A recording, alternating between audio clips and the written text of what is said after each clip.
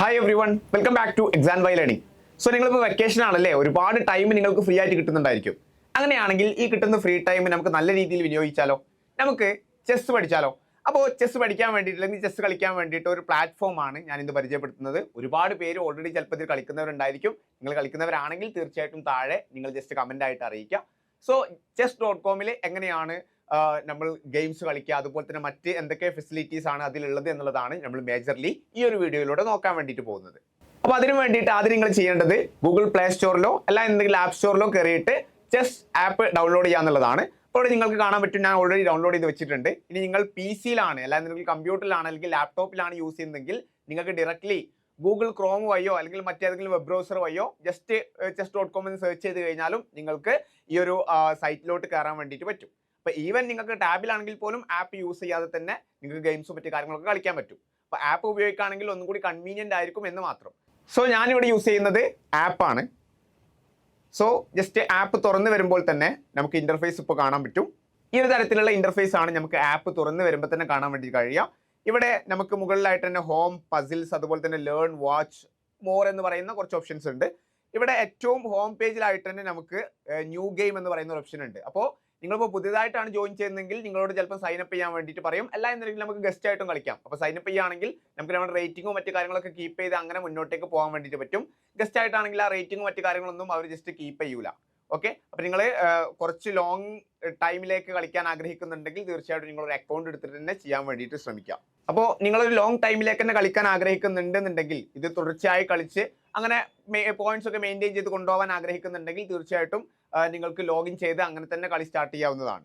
So ഇവിടെ ഏറ്റവും റൈറ്റിലായിട്ട് start ഗെയിമിന്റെ തൊട്ട് മുകളിലായിട്ട് നമുക്ക് ടൈം കൺട്രോൾ കൊടുത്തിട്ടുണ്ട്. അവിടെ തന്നെ നമുക്ക് ഡിഫറെൻറ്റ് ടൈം കൺട്രോൾ കാണാൻ പറ്റും അല്ലേ. ഇപ്പോൾ ബുള്ളറ്റ് ഉണ്ട്, ബ്ലിറ്റ്സ് ഉണ്ട്, റാപ്പിഡ് ഉണ്ട്, അതുപോലെ തന്നെ ഡയലി, ഇങ്ങനെ 4 സെക്ഷനായിട്ടാണ് മേജർലി കൊടുക്കുന്നത്.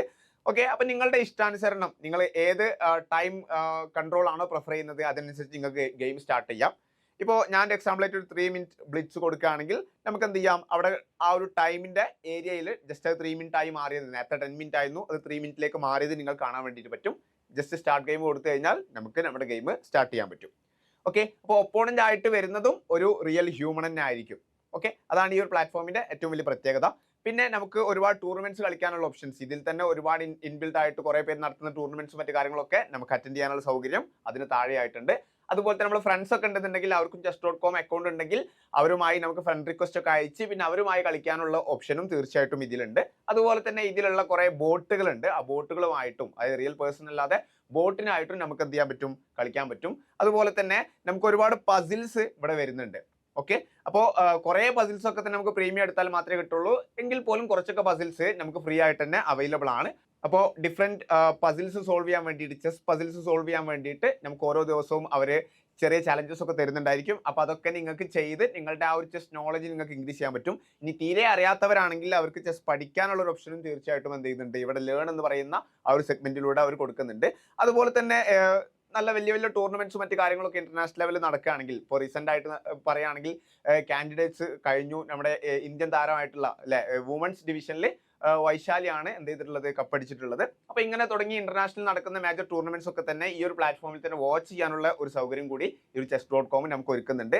അതുപോലെ തന്നെ ഇതിന്റെ വേറൊരു പ്രത്യേകത എന്ന് പറയുന്നത്, ഇപ്പം ആരായിക്കോട്ടെ, അതിപ്പോൾ ഒരു ഇന്റർനാഷണൽ പ്ലെയറോ അല്ലെങ്കിൽ ഒരു ലോക്കൽ പ്ലെയറോ ആരെന്നായിക്കോട്ടെ, അവരുടെ മാച്ച് നമുക്ക് കാണാൻ വേണ്ടിയിട്ട് പറ്റും എന്നുള്ളതാണ്. അവരുടെ ജസ്റ്റ് യൂസർ നെയിം നമുക്ക് അറിയാമെന്നുണ്ടെങ്കിൽ ജസ്റ്റ് അവർ യൂസർ നെയിം സെർച്ച് ചെയ്ത് കഴിഞ്ഞാൽ അവർ കളിക്കുന്ന ഒരു ഗെയിം അല്ലെങ്കിൽ അവർ കളിച്ചിട്ടുള്ള എല്ലാ ഗെയിംസും അതിന്റെ ഹിസ്റ്ററിയും അവരുടെ ഓരോ മൂവും നമുക്ക് കൃത്യമായിട്ട് ഈ ഒരു പ്ലാറ്റ്ഫോമിലൂടെ കാണാൻ കഴിയും എന്നുള്ളതാണ് ഇതിന്റെ ഏറ്റവും വലിയൊരു അഡ്വാൻറ്റേജ് ആയിട്ട് വരുന്നത്.